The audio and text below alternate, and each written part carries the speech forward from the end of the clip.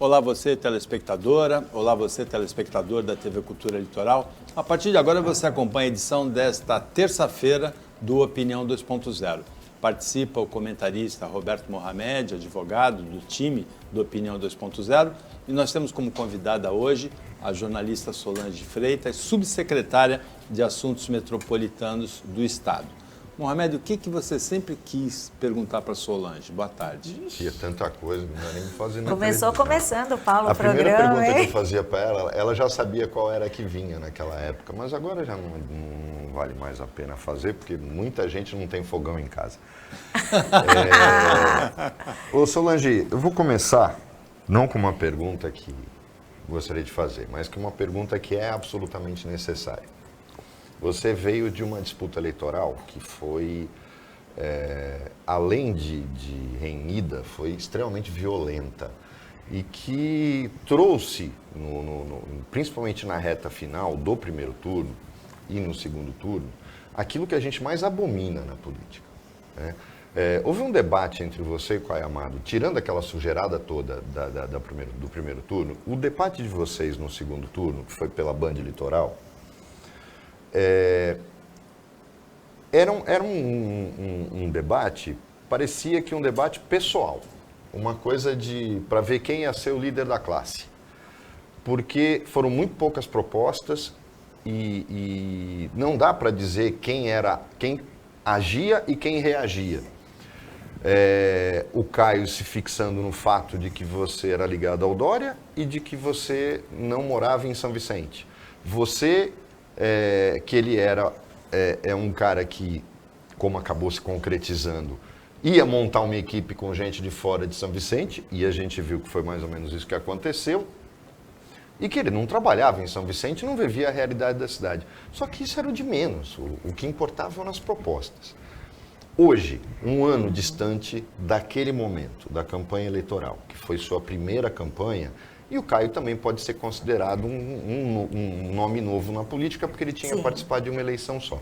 Como é que você faz uma leitura daquela reta final e dos erros cometidos por ambos? Depois a gente fala do que virou o governo de São Vicente, mas daquele momento eleitoral, hoje, o que você faria diferente? Ou como você faz a leitura, se aquilo era necessário naquele momento? Boa tarde, Mohamed. Boa tarde, Paulo. Boa tarde a todos. Olha, é um prazer estar aqui participando desse programa, né? Tantos anos trabalhando com o Paulo Schiff, tantos anos acompanhando e entrevistando o Mohamed, mas vamos lá.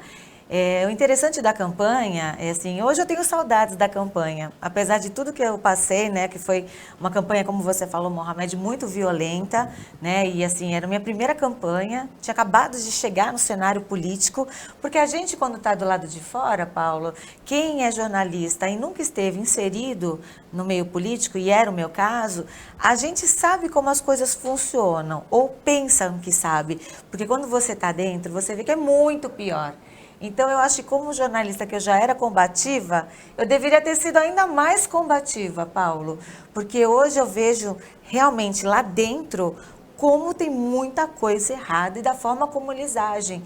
E eu quis lutar contra tudo isso e continuo lutando contra tudo isso. Se eu tivesse aceitado o jogo do jeito que eles fazem, estaria eleita com certeza no primeiro turno. Só que eu não aceitei. E eu durmo tranquila hoje em relação a isso. O que eu errei naquela época, hoje eu já pego como experiência para não errar nas próximas campanhas. Agora, como você mesmo falou, ficou no lado pessoal, porque a campanha foi para esse lado, infelizmente, e não por minha causa. Porque nas minhas redes sociais, quem acompanhou, eu falava só de propostas, só falava o que a gente queria fazer e assim, e não mentindo. Porque hoje o que a gente vê que acontece nesse primeiro ano em São Vicente, uma coisa é você como prefeito falar assim, olha, eu não fiz isso ainda porque eu tenho mais 3 anos, eu não consigo fazer tudo no primeiro ano. E isso realmente é verdade. Agora, quando você faz diferente do que você prometeu, aí é enganar o eleitor, é enganar a população. E algumas coisas aconteceu nesse primeiro ano do governo Caio Amado. Eu falo com muita convicção, aí algumas pessoas falam, você está falando só porque você não ganha eleição? Não é assim. Até porque eu faço política diferente. Quem me acompanhou nesse último ano, viu que poucas vezes eu me manifestei fazendo críticas a São Vicente, só quando eram coisas muito graves com relação à saúde, ao transporte, e que as pessoas me pediam para me manifestar.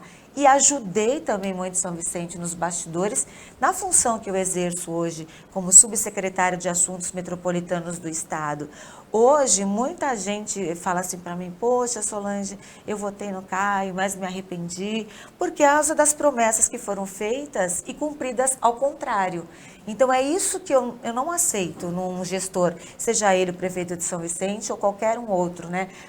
E já aconteceu um caso comigo numa reportagem que eu provei que o prefeito tinha feito uma coisa totalmente contrária do que ele prometeu. É isso que a gente não pode aceitar. Agora, Solange, você falou que nós, como jornalistas, olhamos a política de perto, mas não de dentro, e quando a gente entra efetivamente numa campanha, percebe que é muito pior, você disse. No domingo eu ouvi uma reflexão de um homem, por sinal, falando sobre como é para a mulher a campanha política, porque ela é atacada em outros pontos. Sim. Né? É atacada como mulher. Você também foi? Eu fui mega atacada, tanto que no como segundo mulher. turno, como mulher, assim, coisas absurdas, porque o governo daquela época tinha o gabinete do ódio. E isso eu falo com convicção, porque todo mundo sabe e eu tenho como provar.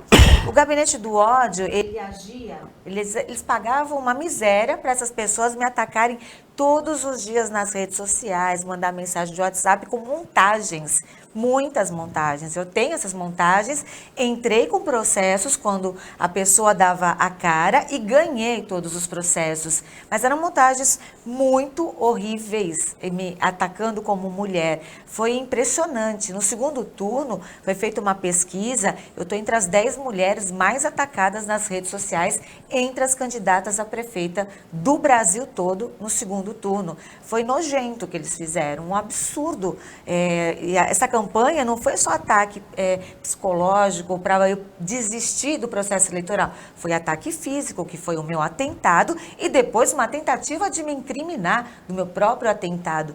Eles jogaram muito sujo, Paulo, e a gente precisa lutar contra isso, sabe? Por isso eu continuei na política. Quando acabou a campanha, eu podia ter voltado para o jornalismo. Eu tenho certeza que eu teria portas abertas em qualquer lugar, pelo trabalho sério que eu sempre executei no jornalismo. Mas eu decidi continuar lutando. Não é fácil, mulher sofre pra caramba, mas eu não vou desistir, Paulo. Eu acho que a gente precisa lutar contra essa política suja, a política que é só de interesses, a política que quer aceitar coisas erradas, e eu não aceitei. Todo mundo sabe, tenho como provar que na minha campanha foi corretíssima.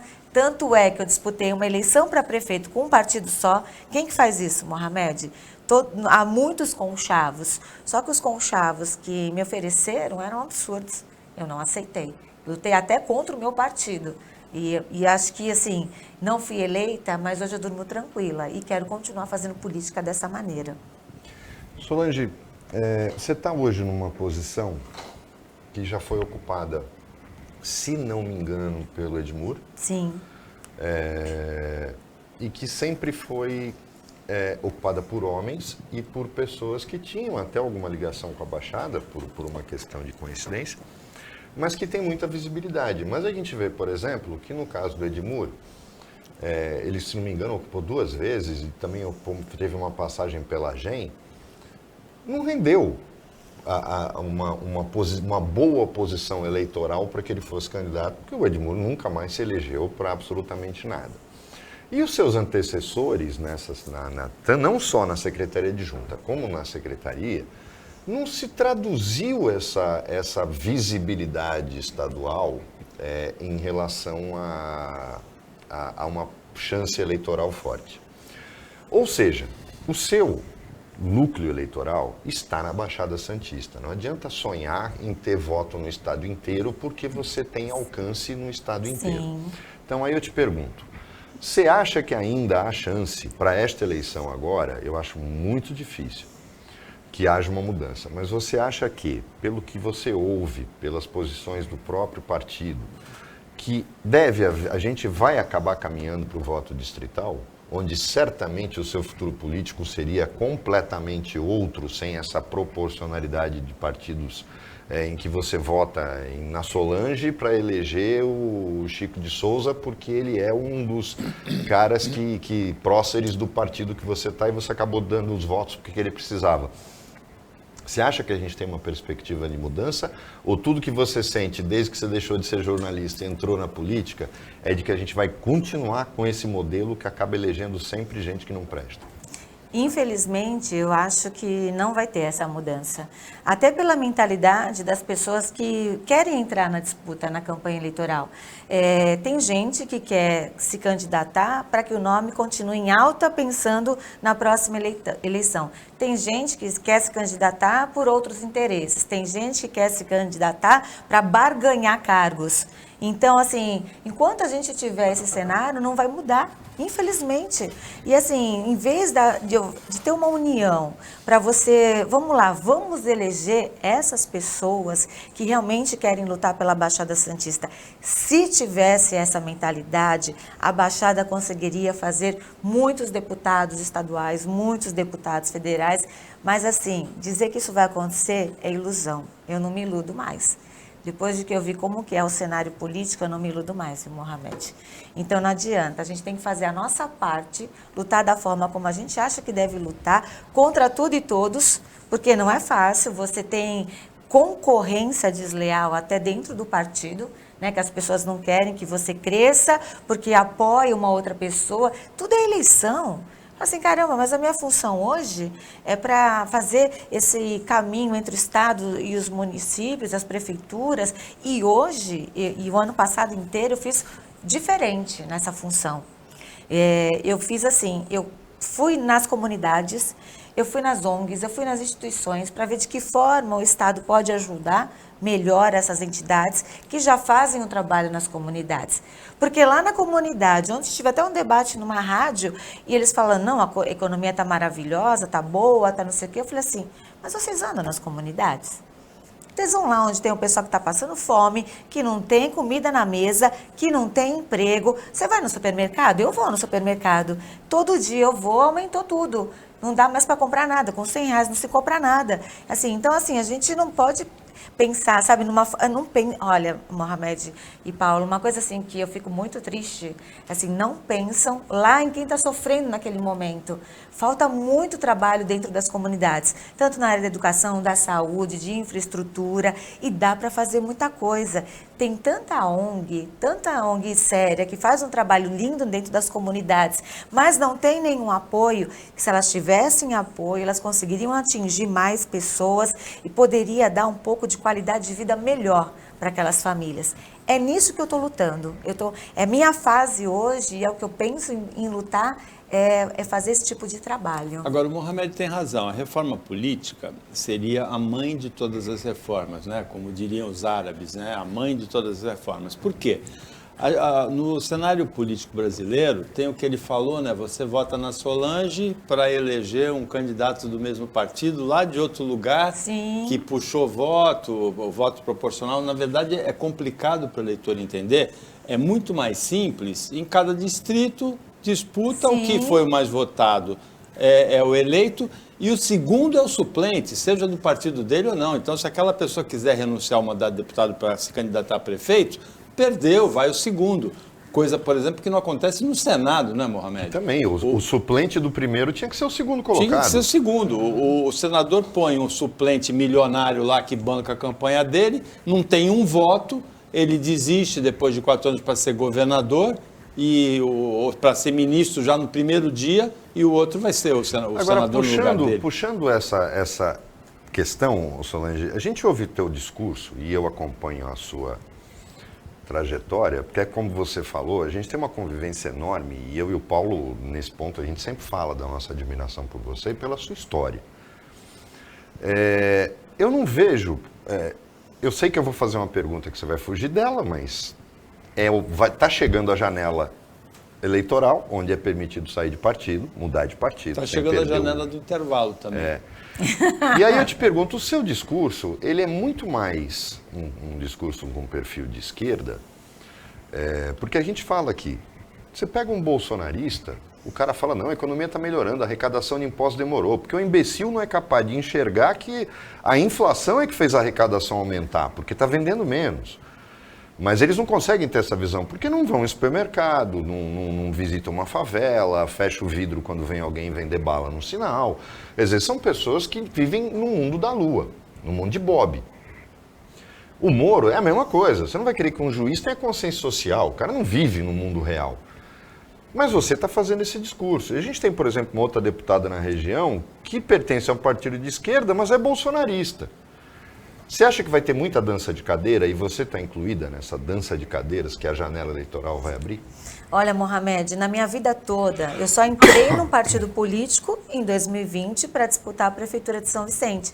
Até então, eu nunca tinha me filiado a partido nenhum. E eu sempre votei, a minha vida toda, tem gente que não gosta desse discurso, mas é a minha forma de enxergar.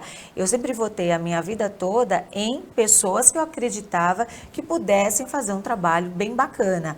E por que eu sempre votei assim? Já votei na esquerda, na direita, no centro, eu votava nas pessoas.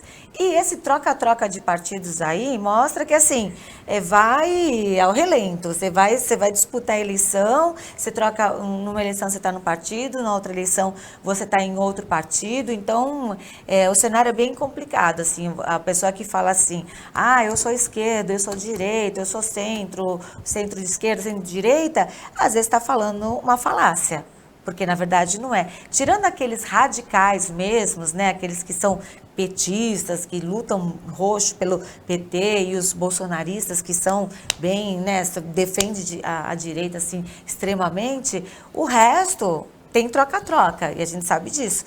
Quem falar que não tem, tá mentindo, porque é só a gente olhar o cenário de todo mundo. Eu entrei, quando eu escolhi o PSDB para entrar na minha disputa política, eu entrei no partido que eu poderia ter forças para entrar nesse cenário, porque eu entrei muito em cima da hora, né? Eu me filiei nos 45 do segundo tempo, que foi o último dia de filiação, porque eu demorei para decidir essa mudança radical na minha vida. E assim, o cenário já estava todo armado, né? O prefeito da época tinha 12 partidos com ele, o Caio Amado, que venceu a eleição, tinha 3 partidos e eram 7 candidatos. Então não restava muita alternativa. E eu precisava de um partido forte que me desse condições de entrar na disputa, senão eu nem disputaria, né? Hoje, o que eu vejo? Hoje eu estou no PSDB, mas estou avaliando as condições dessa campanha, porque eu sofri muito na campanha passada, teve salve, teve de tudo, eu sofri muito, eu não pude fazer campanha nas comunidades, que é onde eu mais gosto de estar, isso pesou demais, até no resultado, interferiu no resultado da eleição. Então hoje eu tenho conversado com muita gente, como todo mundo faz, né? Eu aprendi na política, você tem que conversar com todo mundo e tem que ter um estômago enorme, não pode agir na emoção. E eu agia na emoção, então eu estou aprendendo um pouco isso. Converso com todo mundo, estou com o estômago de avestruz, né? Acho que é de avestruz, né, que a gente fala. E tô vendo todo o cenário, né? Porque o cenário ainda está muito conturbado, né? O Opinião 2.0 volta com o Mohamed, com a Solange Freitas, depois do intervalo, bem rapidinho.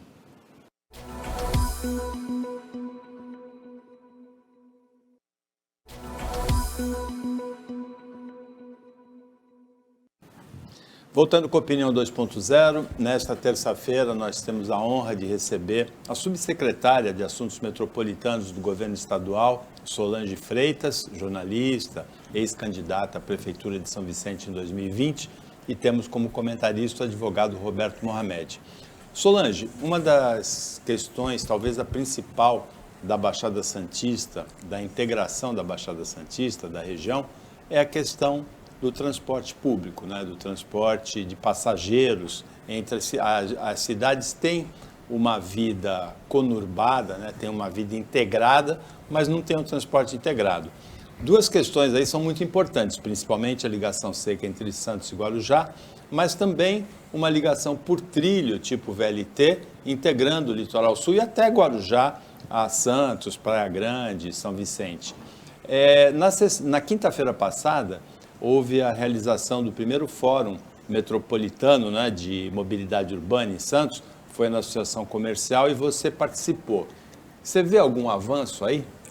Olha, Paulo, quando o Mohamed falou assim, tem outras pessoas que passaram por essa função e não teve destaque, eu tenho o maior prazer de hoje estar nessa função de subsecretária que comanda a AGEM, e eu tenho trabalhado muito aqui na AGEM da Baixada, e ter o prazer de estar participando nesse momento dessas discussões em relação à mobilidade urbana. Por quê? A AGEM, ela executou lá atrás um projeto que chamou a atenção da União Europeia, o programa Euroclima Mais está investindo nesse projeto, o plano de mobilidade urbana que nós começamos a desenvolver e que vai ficar pronto até o fim do ano, estão sendo investidos 500 mil euros da União Europeia. Quem está fazendo todo esse processo é a Agência Francesa de Desenvolvimento, ela que está contratando as empresas para a execução desse plano, e isso vai ser muito importante e não é só discussão, porque pela primeira vez um plano de mobilidade urbana está sendo desenvolvido ouvindo quem precisa ser ouvido, que é lá na ponta, ouvindo a sociedade civil. Foram mais de 10 pessoas que usam o transporte coletivo na Baixada foram ouvidas, mais de 1.000 ciclistas foram ouvidos, teve escutas setoriais, as prefeituras mandaram todas as informações, estão sendo analisados todos os planos que estão e projetos que estão em andamento ou que estão sendo propostos aqui na Baixada Santista para ver o que seria melhor nesse fórum, que foi o primeiro fórum, e vão ter outros também, para que a população continue dando sugestões e a gente discuta qual seria a melhor opção. A Praia Grande, por exemplo, apresentou o projeto do VLT ligando a área continental de São Vicente até Praia Grande. Então, assim, tudo isso vai ser avaliado e pela primeira vez também esse fórum, esse plano, ele ouviu as pessoas e conseguiu ver aonde as pessoas estavam indo de um lugar para o outro, quanto tempo elas levavam, isso com as informações da bilhetagem eletrônica, com as informações dos telefones celulares de quem usava o transporte individual, sem pegar nomes de pessoas, só sabendo, olha, o usuário, ele saiu de Praia Grande, tal horário, pegou tal ônibus, desceu de um ônibus, pegou o VLT, foi para São Vicente, quanto tempo ele levou para fazer esse trajeto, né? E quais foram os problemas que ele teve no meio do caminho. Então, assim, pela primeira vez, eu acho que a gente vai ter realmente um plano que vai apontar, olha, isso dá para fazer dessa forma, o melhor é isso, e ajudar a buscar os recursos. E no final do plano, quando for apresentado no final desse ano, propor um pacto entre os municípios, o Estado e o governo federal, porque também não adianta você dar os caminhos e não houver essa integração. Então, propor um pacto para que isso realmente aconteça, para que essas obras, essas maneiras de diminuir, né, todos esses transtornos no trânsito, que elas sejam executadas. E se não for de forma metropolitana, não vai acontecer. No primeiro momento, o que os usuários disseram? Quais são as dificuldades, além do transporte demorado? A falta de... as ruas esburacadas, as calçadas, né, sem nenhuma estrutura, os motoristas que não respeitam os pedestres, os ciclistas que veem que as ciclovias elas estão maltratadas e tem poucas ciclovias integrando os municípios. Então, tudo isso está sendo analisado. Então, acho que pela primeira vez a gente vai ter um plano assim que realmente vai diminuir os problemas do transporte e diminuindo também os impactos no meio ambiente. Porque é isso que o projeto Euroclima quer, que você desenvolva ações diminuindo os impactos no meio ambiente. Mas Solange, é muito bom a gente ouvir isso, pena que não é o que está acontecendo na prática.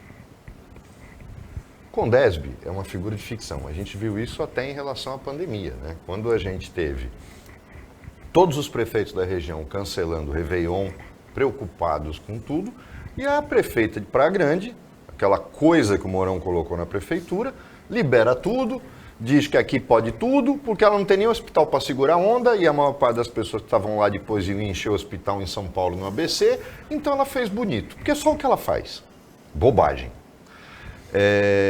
E aí você viu, não houve uma possibilidade de ação dos prefeitos frente a uma pessoa desequilibrada que está fazendo um negócio que contraria o bom senso. Então o Condesb é uma figura de ficção? Porque ele não funciona na hora H em que um prefeito coloca a vaidade dele ou a loucura dele acima de todos. Só que no caso do VLT tem uma coisa grave. A Rosana Vale uma vez esteve aqui no programa, eu questionei, ela falou muito bonito, fez um discurso legal, mas não fez absolutamente nada. E é uma deputada federal que poderia ter colocado a opinião na mesa, e aí vem o papel de um deputado, contra isso. VLT. Estão fazendo uma obra gigantesca, mexendo na vida de um monte de gente para uma linha que não tem demanda nenhuma. Nenhuma. Pode vir Fábio Ferraz, Flávio Jordão, Rogério, né, o primeiro-ministro de Santos, que é o assessor de imprensa e ouvidor, Rivaldo. O Rivaldo, né, que ele que é o cara que manda. Quando o cara que manda é publicitário ou jornalista, a gente tem que ficar preocupado com o governo, né, porque não tem obra, né, só tem propaganda. E falam um monte de bobagem. Não tem demanda da Afonso Pena até o centro. Não tem demanda. É só você olhar como o trem chega na Senador Dantas no final. Só que, em contrapartida, tem um projeto na gaveta do presidente da EMTU, que normalmente é um cara que gosta muito de empreiteira e construtora, mas gosta pouco de povo. Esse trecho da área continental de São Vicente para Santos, que mora um monte de gente que trabalha em Santos, que todo dia vem em ônibus lotado, quando aquela ponte estava interditada, coitada das pessoas, eram milhares de pessoas vindo a pé ou tafulhado dentro de van para poder passar para o lado de cá. O projeto não sai do papel e o presidente da MTU vem aqui, fala como se fosse o dono da razão, que não, porque nós estamos indo onde é mais importante. Como é mais importante? Levar meia dúzia de pessoas para passear na Praça Mauá ou você trazer o pessoal da área continental? Aí entra, Solange. Por que que a gente não consegue seguir o bom senso numa ação metropolitana acima dos prefeitos? Você não acha que talvez esteja na hora do Estado botar a pata de elefante na mesa e dizer, olha, é o seguinte, já que vocês não chegam num acordo, quem manda aqui sou eu vou fazer o VLT nesse trecho aqui. Se vocês não se entendem, agora quem vai resolver sou eu. O Estado assume esse papel quando precisa ou nunca vai assumir? Olha, acho que você falou uma coisa certa, assim. Quando você fala do Condesb, a questão, assim, é que o Condesb, ele tem algumas ações que são boas, mas realmente, às vezes, é difícil você lidar com a vaidade dos prefeitos ou os interesses de cada cidade, né? Tem prefeito que acha que a sua cidade naquele momento principal é esse problema, o outro pensa de outra maneira, então é difícil mesmo você tentar resolver os problemas de uma forma metropolitana. Quando você fala que é legal o que eu falei, mas na prática não acontece, é por isso que esse plano que nós estamos desenvolvendo de mobilidade urbana, ele está sendo feito sem nenhuma interferência daqui, tanto que a gente contratou uma agência francesa para executar esse plano. Essa agência está contratando as empresas que não têm ligação com a gente, que é para ficar de uma forma assim bem transparente e apontar sem interesse para uma cidade A, B ou C, uma coisa metropolitana de verdade. E eu acredito muito nisso porque eu estou de passagem, daqui a pouco eu já não estou mais nessa minha função, mas o pessoal técnico da AGEM, eles fazem um trabalho muito bacana. Eles desenvolvem uns projetos muito bacanas. Na hora de colocar em prática, um pouco mais difícil. Mas esse, eu boto fé por todo esse trabalho que está sendo feito, porque é dinheiro que não é nosso, é dinheiro que veio de fora, de quem está interessado realmente em criar condições para minimizar os impactos no meio ambiente. Então, e não tem nenhuma ligação com a gente. Então, e vai trazer exemplos de fora, como eles podem impactar no processo da gente. Essa é uma coisa. Em relação ao VLT, aí a importância, Mohamed, dos deputados, da gente eleger deputados compromissados com a nossa região de verdade, porque lá atrás eles já deviam ter brigado para que o processo para a área continental viesse na frente dessa outra etapa. Eu sempre falo isso, porque quando foi desenvolvido o projeto do VLT, foi lá desenvolvido em várias etapas. E essa etapa que está acontecendo agora em Santos já estava lá nessa condição de ser antes da área continental. E por que não brigaram na época para mudar isso? Aí, ou seja, é a falta de empenho de pessoas que lutem, que tem que dar cara a tapa, tem que brigar, e não é fácil.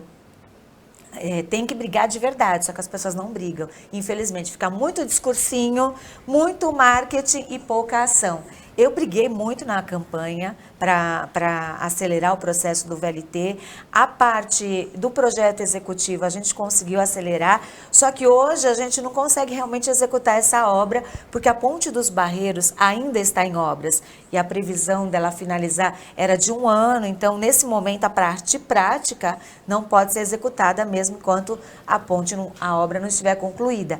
Mas a parte já de construção do projeto já dá para acelerar. Só que lá atrás, infelizmente, não houve esse interesse ou outros interesses. Agora, Solange, voltando para a candidatura, você provavelmente vai ter como principal adversário no seu quadrado lá em São Vicente o Caio França, filho do Márcio França, e que tem 2 mandatos, está completando o 2º mandato, né, como deputado estadual, o 3º mandato, né? O 2º ou 3º mandato, o Caio França. Quando o Billy se elegeu prefeito, um assunto que você muitas vezes ouviu seria, que se falava muito, uma suposta mesquinhez do Márcio França, que não destinava nenhum recurso, o Caio França, o Márcio França, para um adversário político que era o Billy, realmente 2º mandato, que tinha ganhado do Caio França a eleição em São Vicente. Você disputou o 2º turno com o Caio Amado e foi para o governo do estado. Dá uma tentação, assim, de brecar o dinheiro para São Vicente, Solange, de ser mesquinha com São Vicente, não? Não, pelo contrário, porque assim... É engraçado, assim, eu não tem essa tentação? Pelo contrário, porque assim, eu quis entrar nesse processo político, eu quis disputar uma campanha e fui para São Vicente porque eu queria ajudar a cidade. Era a cidade que mais estava precisando de ajuda naquele momento. Disputei a eleição, quando terminou, acabou a campanha, acabou a eleição, bola para frente, é outra história. E nos bastidores, nessa minha função, eu consegui ajudar e articular muitas coisas que aconteceram. Tanto é que o Estado anunciou na semana passada mais de 100 milhões de reais para São Vicente. E sim, a gente tem que pensar na cidade, Paulo.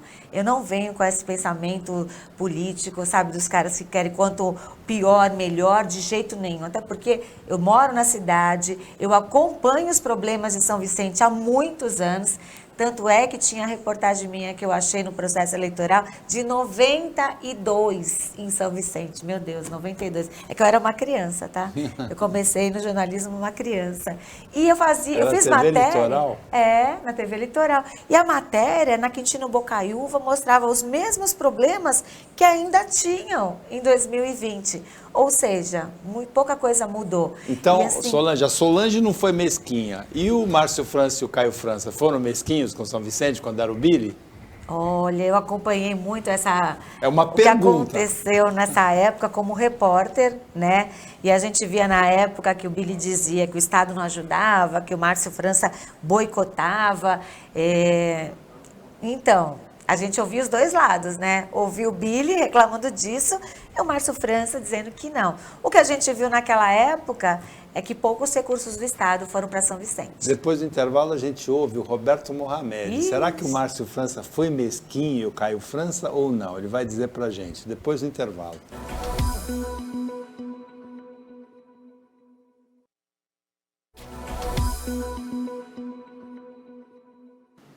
Voltando com a Opinião 2.0, hoje nós temos como convidada, temos a honra de receber a subsecretária de Assuntos Metropolitanos do Governo Estadual, Solange Freitas, jornalista, e temos como comentarista o Roberto Mohamed. A Solange ficou meio em cima do muro, não falou se o Márcio França e o Caio França foram mesquinhos com São Vicente na época do prefeito Luiz Cláudio Billy, que ganhou a eleição. Eu disse que naquela época vieram menos recursos do Estado para São Vicente. Isso é um fato. Isso é um fato. Agora o Mohamed vai falar, o Márcio França e o Caio França foram mesquinhos? Melhor não Eles foram adversários Paulo. políticos. Melhor não perguntar. Adversários políticos. Mesquinhez, Paulo, é irmão brigar em inventário por causa de um apartamento que não vale nada. Isso é mesquinhez. Outra coisa é ser adversário político. É da forma correta ou da forma errada. Eu acho que foram da forma errada, mas eles foram adversários políticos. Só que tem um detalhe, né? Ainda bem que mandaram pouco. Por quê? O que mandava pouco era roubado. Imagina, se mandasse muito, ia roubar muito. Né? Porque eu acho que na história de São Vicente, só um cara rivaliza com o Billy, no título de lixo da história. O Sebastião, que foi prefeito lá na época do Coiú, tá, antes do Coiú. Aquele cara era brincadeira, né? O cara passou 4 anos, acho que ele só asfaltou a rua dele. E asfaltou a rua dele na quadra dele. Esse era foi uma figura para entrar, que não tinha que entrar na história de São Vicente, tinha que sair da história de São Vicente. Eu acho que só ele conseguiu rivalizar com o Billy. Mohamed, tu não leva muito processo, não? Nunca levei, os caras não têm coragem de me processar, porque eu falo, eles não é uma coisa chamada exceção da verdade. Eu conheço, sei trabalhar muito bem com ela. O grande problema desse tipo de coisa, porque se a gente fosse um país sério, ele não tinha sido candidato, né? O máximo que ele estava fazendo era negociando delação premiada. O grande problema da política é confundir isso. Mesquinhez é uma coisa. Ser adversário político e sacanear o outro, o adversário, é outra coisa. Política nunca vai ser para vestal. Política não é para santo. A gente tem que se convencer disso. Não dá para fazer. Algumas pessoas até tentam fazer aquele discurso e tal, mas não funciona. Na política, você tem que fazer concessões, como você usou a expressão corretíssima, tem que ter estômago de avestruz. Por quê? É necessário fazer concessões. O que eu não me conformo, Paulo, é chegar, por exemplo, no mercado de peixe de Santos, que tem um estacionamento da prefeitura, porque aquilo é da prefeitura, embora o Grupo Mendes tenha feito totalmente fora do projeto original, mas deram a BITS, porque quem paga manda, e o Grupo Mendes manda, então aceitaram aquilo, deram a BITS. O estacionamento, os caras, estava chovendo, e os 2 caras que ficam lá não estavam trabalhando. Virou zona, os caras estavam parando o carro onde queriam. E tinha um agente da CET mexendo na fitinha lá do outro lado da Avenida Portuária. Aí eu falei, por que o cara não estava vendo que não tinha ninguém? Por que ele não veio botar ordem na casa? Né, Fifi? A gente se pergunta isso. Porque não pode. Porque aquilo lá tem um acordo não escrito com o pessoal da favela lá que tem na ponta da praia, aquela invasão que tem ali na Portuária, e ninguém pode meter a mão, não pode ter guarda municipal ali. Eu acho um escândalo quando fazem um acordo desse. Você passou por isso quando ninguém do PSDB podia entrar na comunidade. É um escândalo quando o Estado reconhece que quem manda é a bandidagem, que é o território sem lei. Então, esse tipo de concessão é que não se pode fazer. O resto, eu acho que dá até para negociar. Agora, Solange, aí vem a questão em São Vicente. Santos é um pouco menor, mas São Vicente, Cubatão, Praia Grande, a gente sabe da presença do crime organizado e que hoje só um idiota vai negar que ele está enraizado no serviço público, nas instituições e que não tem interesses escusos de grupos criminosos em relação principalmente às áreas de comunidades, em que o Estado não consegue trabalhar permanentemente, porque às vezes tem que pedir autorização até para entrar uma ambulância numa determinada comunidade. Sempre. Você acha que um prefeito consegue, sem a ajuda integral, o respaldo integral do Estado, fazer alguma coisa para mexer nesse vespeiro? Eu vou te responder explicando o seguinte. Às vezes, para ganhar uma eleição, alguns, eles fecham com o crime. E aí é uma conta muito alta que você paga durante os 4 anos do seu mandato. Porque não pode sair. Sim. A gente viu o prefeito entrando em Camburão. Tem até o financiamento, né, isso. Solange? Tem até o financiamento de campanha. Alguns fazem isso. Acho que minha resposta diz tudo o que você quer Agora, saber. Solange, a gente vive no país um clima de polarização política radical. Né? Hoje, por exemplo, o inferno está em festa. Hoje... O inferno está em festa. Ele Não está adianta a se gente ser referindo hipócrita, mas o inferno hoje está em festa. A morte do guru do conservadorismo brasileiro, Olavo de Carvalho. Eu até li um livro do Olavo de Carvalho, o mínimo que você precisa saber para não ser um idiota. Não que eu fosse um idiota. Eu li o Imbecil Coletivo. Eu li para entender um pouquinho do pensamento dele. Ele tem um texto muito bom, escrevia muito bem, mas as ideias bem atrapalhadas, né? As ideias confusas. Ele tem o mérito, Olavo de Carvalho, de ter sido um crítico da esquerda, quando a esquerda estava no poder hegemônica e ninguém falava nada da direita, ele era a voz da direita. Esse mérito não se pode tirar do Olavo de Carvalho. Mas, Solange, tem a polarização que inclui o Olavo de Carvalho, né? Existe um clima radical entre bolsonarismo e lulopetismo, né? Como é que você encaixa uma candidatura nesse meio aí, nesse clima? Se você optar pelo lado do Bolsonaro, você é execrada pelo outro lado. Se você optar pelo lulopetismo, aproximação, você é execrada. Você acha que tem espaço para uma candidatura que não seja nem lulopetista, nem bolsonarista? Então, Paulo, às vezes a gente comenta, dá opinião quando é perguntado em entrevista sobre algumas ações, aí falam assim, não, você está falando isso porque você é do PSDB, porque você é colada no Dória, nunca nem fui colada no Dória, mas falam isso.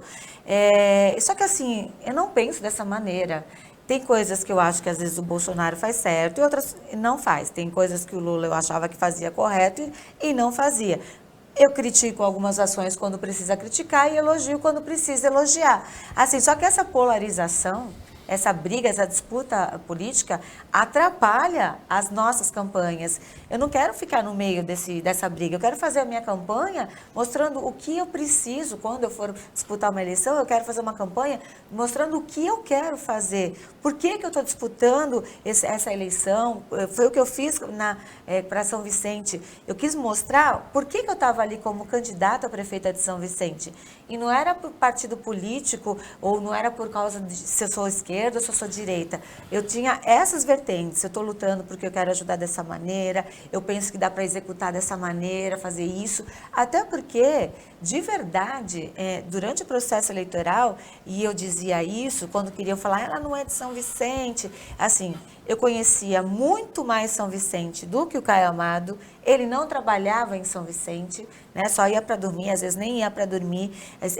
E eu estava aqui, brigando por São Vicente, brigando pelos moradores, e conheço todas as regiões de São Vicente, todas as áreas, por causa de muitos anos fazendo reportagens. Eu não fiz porque, na época, não era política, mas eu, como jornalista, eu fiz muitas reportagens, muitas mesmo, de várias áreas, e sempre buscando ajudar a comunidade, né? Sempre gostava mais de fazer essas reportagens, eu pedia para me mandarem para essas matérias durante todos esses anos, porque eu gostava de ajudar as comunidades. Então é isso que eu quero.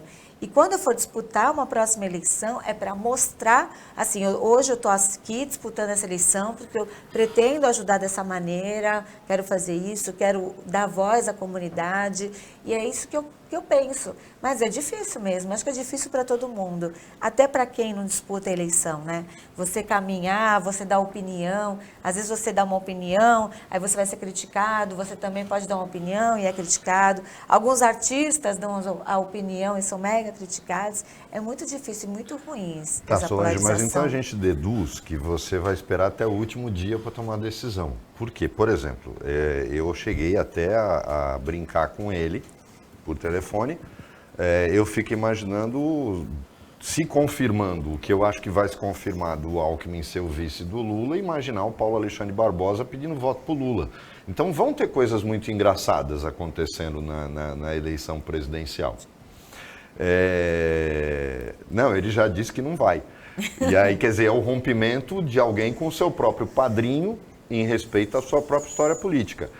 Mas aí eu te pergunto, digamos que você, com esse perfil mais esquerda, por exemplo, migrasse para o PSB, um partido que não é tão radical quanto o PT, mas que tem um perfil mais esquerda, tal. Só que aí sai a aliança, porque ela inclui necessariamente o Márcio França, e você ia ter que pedir voto para o Lula. Se em contrapartida você vai para um partido que você tem ligação, por exemplo, você vai para um PL, vai ter que pedir voto para o Bolsonaro. Vai ter uma camada do teu eleitorado que vai te cobrar. Então, a gente deduz isso. Você vai esperar até o último minuto, porque esse posicionamento de candidaturas majoritárias vai influir diretamente no tipo de discurso que você vai ter que fazer, você concorda? Sim, sim.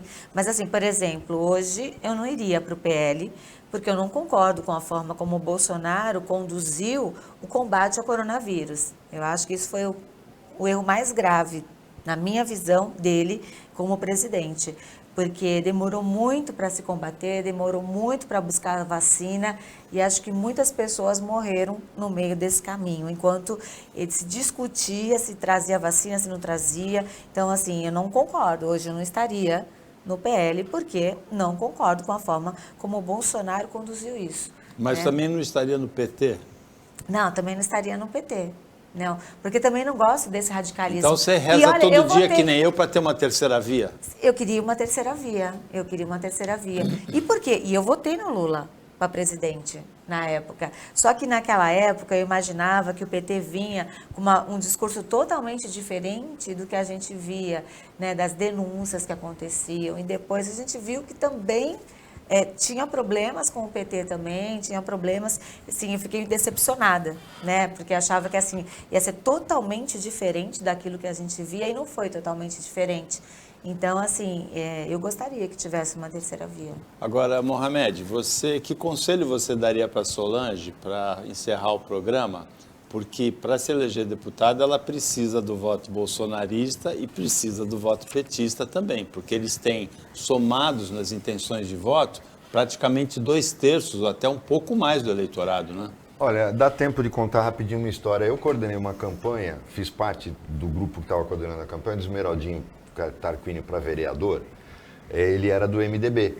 Do PMDB. E o candidato do PMDB era o Beto Mansur, o Papa era o vice. Foi quando eu conheci o Papa. E nós tivemos que marcar uma reunião com o Papa para negociar a participação do Esmeraldinho no programa eleitoral, porque ele se negava a terminar a fala pedindo voto para o Beto Mansur.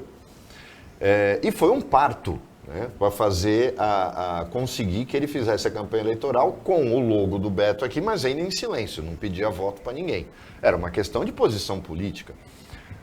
Por isso que eu digo, eu acho que eu estou vendo a Solange, querendo ou não, caminhando para esse ponto. É aquela história do termina o programa eleitoral e na hora que seria com fulano de tal presidente, ela fica quieta e olha para o lado, porque eu acho que vai ser a única saída. As opções são muito ruins e eu não acho que as pessoas votem para deputado federal, porque muita gente fala da onda bolsonarista, como houve a onda vermelha do PT nas eleições que o Lula ganhou. Mas isso não é a maior parte do eleitorado. Isso não é a maior parte. Você vê que ganhou um candidato bolsonarista em Santos, graças à votação que o Eduardo Bolsonaro teve, que a Hasselmann teve, mas, ao mesmo tempo, muita gente que era muito mais identificada com o bolsonarismo não conseguiu entrar. Então, eu acho que o eleitor não vota para deputado federal do mesmo jeito que ele vota para presidente ou para governador. É um voto que tende a ser um pouco solto.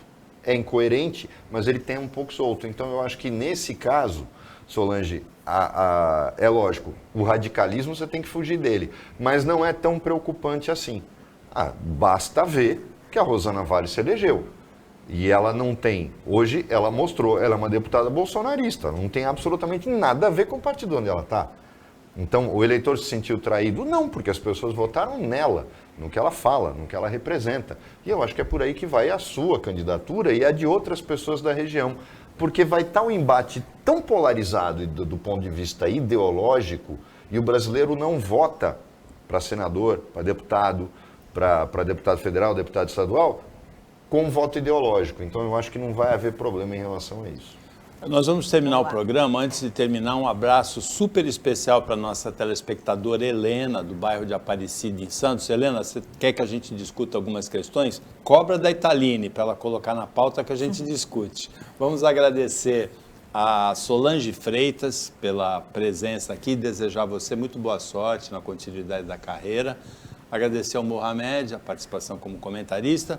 Agradecer a equipe antenada de jornalismo e de técnica aqui do Sistema Costa Norte e agradecer principalmente a você que acompanhou a gente mais essa edição. Até amanhã, nesse mesmo horário de 15 para as 2 da tarde, meia-noite à noite e uma ótima terça-feira para você que você merece.